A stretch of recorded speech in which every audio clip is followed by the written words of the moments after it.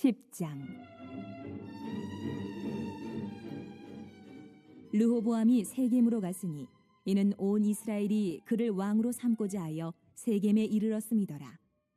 느밧의 아들 여로보암이 전에 솔로몬 왕의 낯을 피하여 애굽으로 도망하여 있었더니 이 일을 듣고 여로보암이 애굽에서부터 돌아오매 무리가 사람을 보내어 그를 불렀더라. 여로보암과 온 이스라엘이 와서 르호보암에게 말하여 이르되 왕의 아버지께서 우리의 멍에를 무겁게 하였으나 왕은 이제 왕의 아버지께서 우리에게 시킨 고역과 매운 무거운 멍에를 가볍게 하소서. 그리하시면 우리가 왕을 섬기겠나이다. 르호보암이 그들에게 대답하되 3일 후에 다시 내게로 오라. 하매 백성이 가니라.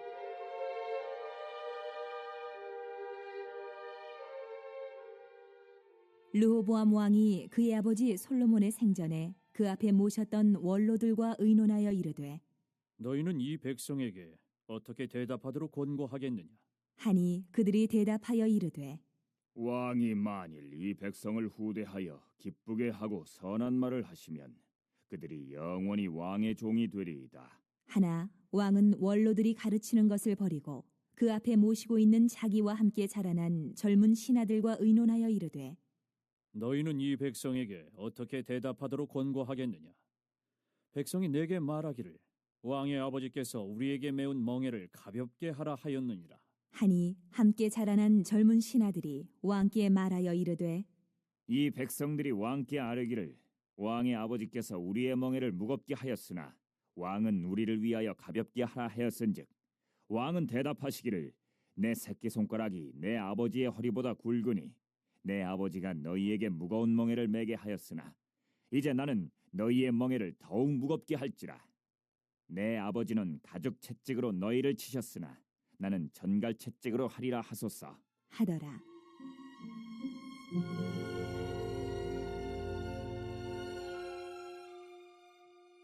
삼일 만에 여로보암과 모든 백성이 르호보암에게 나왔으니 이는 왕이 명령하여 이르기를 3일 만에 내게로 다시 오라. 하였음이라. 왕이 포악한 말로 대답할세 르호보암이 원로들의 가르침을 버리고 젊은 신하들의 가르침을 따라 그들에게 말하여 이르되 내 아버지는 너희의 멍에를 무겁게 하였으나 나는 더 무겁게 할지라.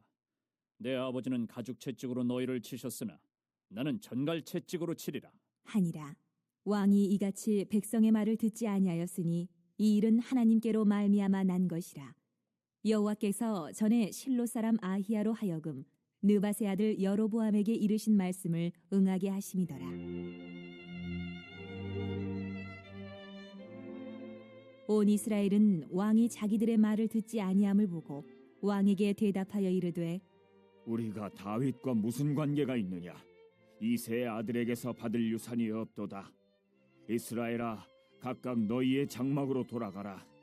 다윗이여, 이제 너는 내 집이나 돌보라. 하고 온 이스라엘이 그들의 장막으로 돌아가니라. 그러나 유다 성읍들에 사는 이스라엘 자손들에게는 르호보암이 그들의 왕이 되었더라.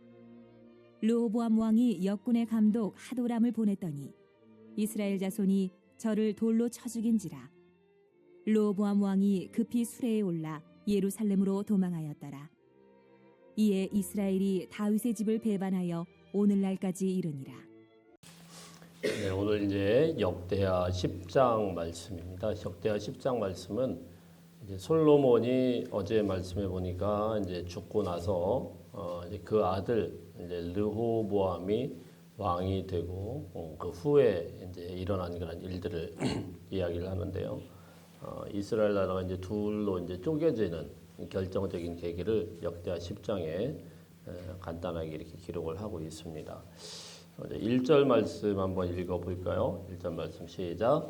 르호보암이 세겜으로 갔으니 이는 온 이스라엘이 그를 왕으로 삼고자 하여 세겜에 이르렀음이라. 세겜이라는 곳으로 르호보암이 이제 가게 되었어요. 근데 이제 그 이유와 이제 배경을 볼 필요가 있는데 왜 이제 예루살렘에 있었던 왕이 세겜이라는 곳으로 가게 되었느냐. 예루살렘과 세겜은 한 50km 정도가 떨어져 있는데 이 세겜은 이제 전통적으로 북이스라엘의 이제 집합지입니다. 가장 중요한 결정적인 일들을 할 때마다 이 세겜이라는 곳에 같이 이제 있게 되었고, 자 그래서 예루살렘에서 통치하던 솔로몬이 세겜으로 내려가게 됐어요. 왜냐하면 분위기가 이미 어느 정도 좋아지지 않은 그런 상황이었습니다.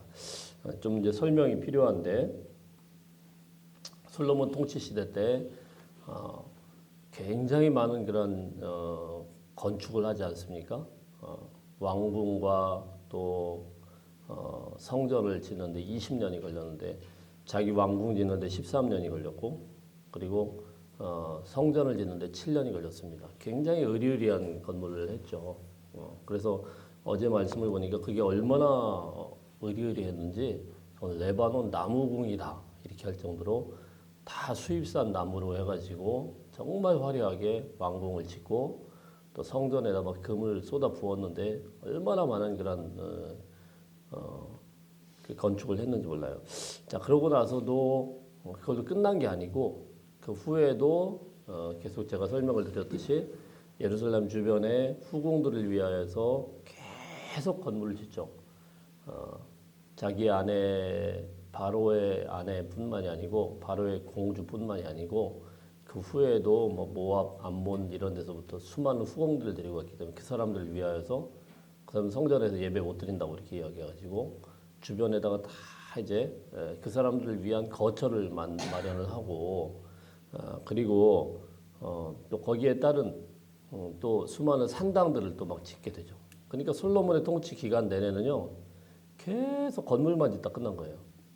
그럼 여러분, 옛날 건물이 지금이야 기계를 갖다가 툭툭 해서 기계의 도움을 받지만, 옛날 건물들은 어떻게 했어요? 100% 사람들의 노동력이죠. 그러니까 노예가 많은 게 그 나라가 부강한 나라이거든요. 근데 이스라엘에서 역대기 말씀에서는 이스라엘 사람들은 일을 안 시켰다. 일을 안 시키고 감독만 시켰다. 그리고 주로 이제 가나안 쪽에 있는 그런 노예들을, 외국인 노예들을 고용을 했다. 이렇게 기록을 하고 있지만, 열왕기 말씀과 또 이 되어지는 말씀을 보면은 그렇지 않은 것 같아요. 아무리 그래도 그렇게 많은 그런 공사를 하려고 하면은 이스라엘 사람들에게도 계속 부역되는 그런 노동력이 필요하고, 뿐만이 아니고 세금을 또 걷어야 될 거 아니에요. 아무리 솔로몬이 부자 나라라고 하더라도 그 많은 건물들을 계속 하려고 하면 세금이 또 높아집니다. 자, 이제 이런 것들 가운데서 계속 솔로몬의 통치 내내 힘들어하는 백성들이 있었죠. 그 중에 이제 불만이 쌓인 그런 지파가 뭐냐면 이스라엘의 10개의 지파입니다. 왜냐하면 이건 이제 다윗 때부터 뿌리가 깊어요. 다윗 왕조 때 다윗은 사실 통치 기반을 어디에 두고 있냐면 유다 아닙니까? 근데 사실 북이스라엘은 사울과 관계가 되어 있습니다. 사울이 죽고 다윗이 왕이 되는 과정이 굉장히 은혜스러워 보이기도 하지만 그렇지 않았습니다. 헤브론에서 먼저 정권을 잡았어요, 다윗이. 예루살렘에서 직접 들어간 게 아니고 헤브론에서 정권을 잡고, 이 헤브론이라는 곳에서 한 7년 정도를 통치하고, 그리고 이제 눈치 보다가 예루살렘으로 올라갔죠. 그리고 이제 통일을 하게 됐고, 그러니까 헤브론에 있을 때까지만 하더라도 북이스라엘이 협조를 안 했습니다. 그러니까 다윗 왕조도 겨우 통합이 되고, 그리고 이제 솔로몬까지 이제 오긴 왔는데 그 아들 때까지도 이제 그게 앙금이 있었던 거예요. 근데 이제 솔로몬이 하도 자기들을 괴롭히니까 두고 보자 그러다가 르호보암이 왕이 될 때는 분위기가 아주 안 좋아진 겁니다. 그래서 르호보암이 이스라엘을 좀 이렇게 좀 섭렵을 하기 위해서 세겜이라는 곳으로 가게 되었습니다. 자, 그때 대표가 누구냐면 우리 2절 보겠습니다. 2절 시작.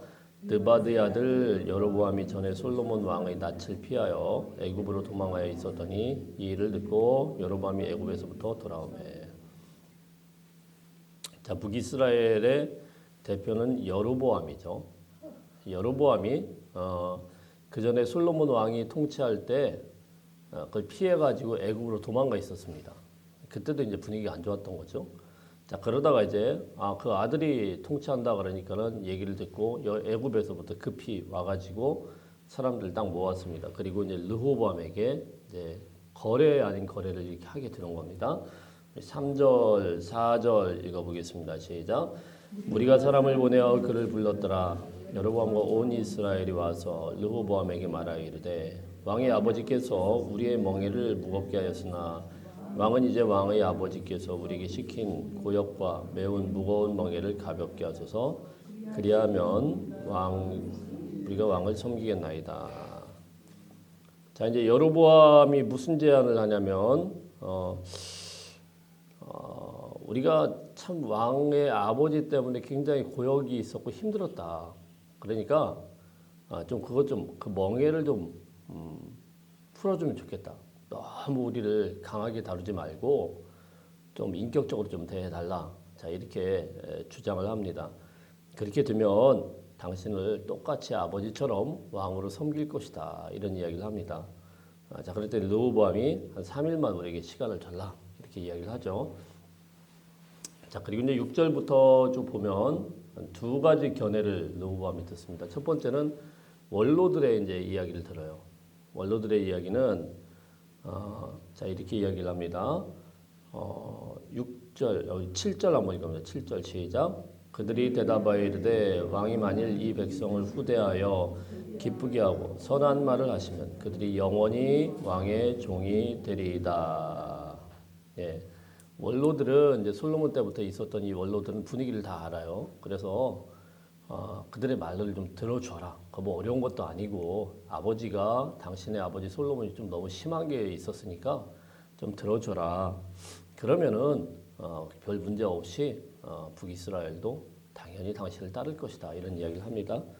자, 그랬더니 르호보암이 그 말을 들은 게 아니고 또 자기와 함께 자라난 젊은 신하들과 또 의논을 합니다. 그래 8절을 보면은 젊은 신하들, 그러니까 어릴 때부터 쭉 자라났던 그런 사람들이죠, 동무들이죠. 자, 이야기를 의문론을 하는데 이 자라난 젊은 신하들이 이렇게 대답을 합니다. 10절, 11절 읽어볼까요? 시작. 함께 자라난 젊은 신하들이 왕께 말하여 이르되 이 백성들이 왕께 아뢰기를 왕의 아버지께서 우리 멍에를 무겁게 하였으나 왕은 우리를 위하여 가볍게 하라 하였은즉 왕은 대답하시기를 내 새끼 손가락이 내 아버지의 허리보다 굵으니 내 아버지가 너희에게 무거운 멍에를 매게 하였으나 이제 나는 너희의 멍에를 더욱 무겁게 할지라 내 아버지는 가죽 채찍으로 너희를 치셨으나 나는 전갈 채찍으로 하리라 하소서. 두 의견이 있었어요. 노인들은 그 어려운 거 아니니까 그 아버지가 좀 심했으니까 좀 지금 분위기 안 좋으니까 좀 그 사람들한테 좀 너그럽게 해주십시오. 그러면은 별 문제 없습니다. 젊은이들은 뭐라고 하냐면은 저것들이 혼을 좀 덜 났다.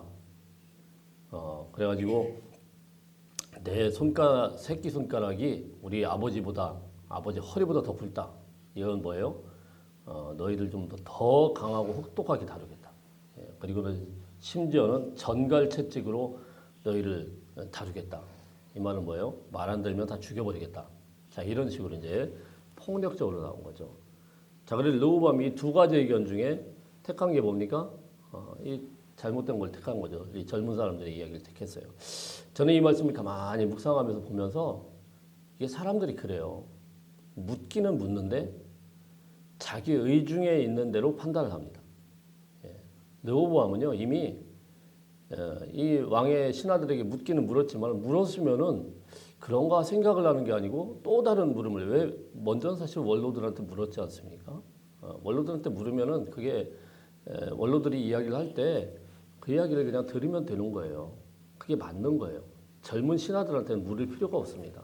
왜냐하면 모든 것들이 원로를 중심으로 결정이 되기 때문에 물으면 되는 거예요.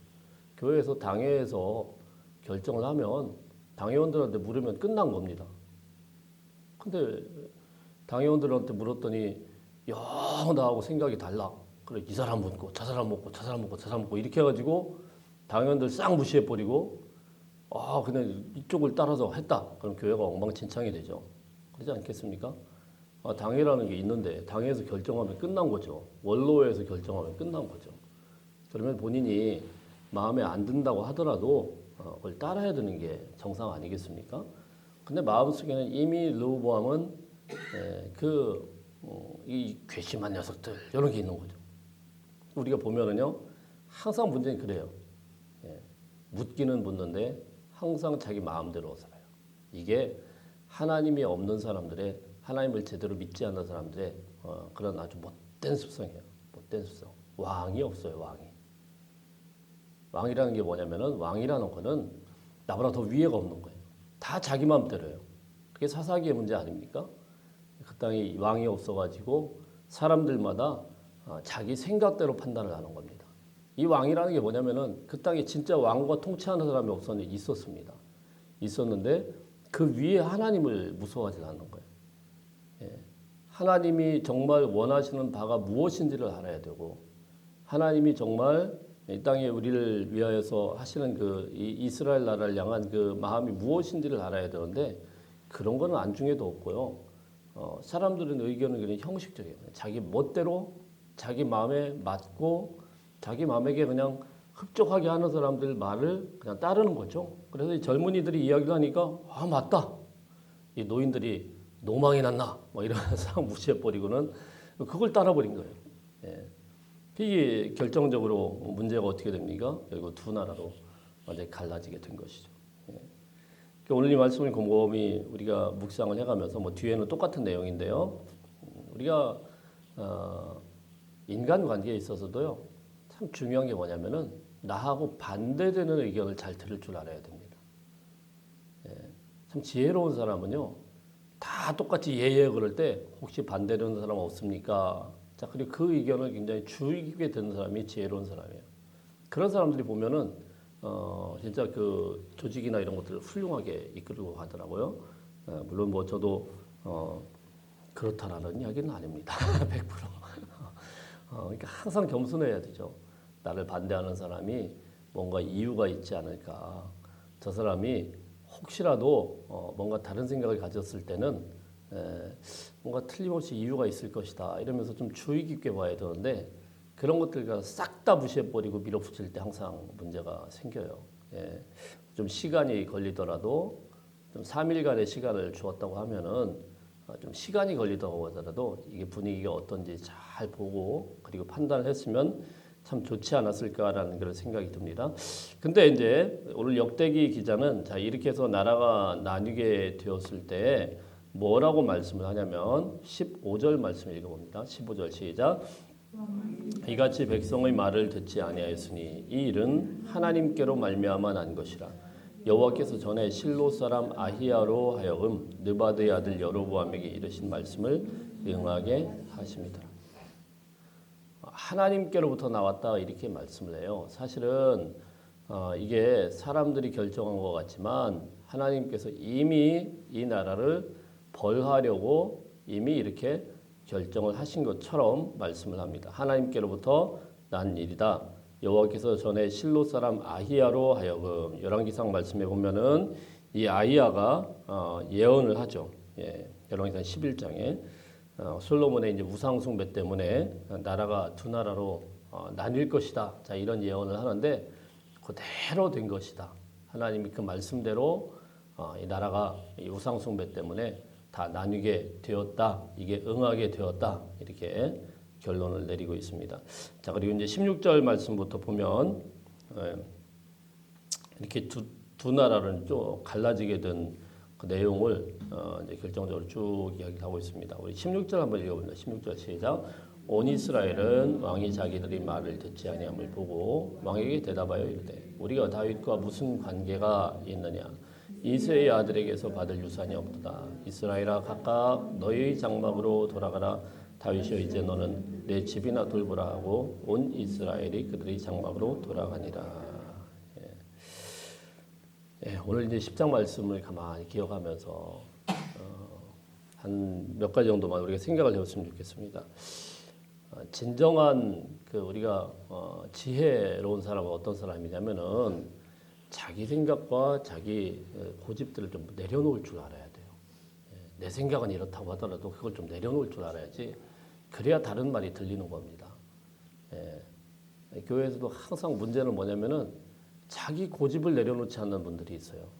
그렇게 결정이 됐는데도 끝까지 결국은 이제 끝에서 자기 성질대로 그냥 막 해버리는 거죠. 예. 참 어려워요.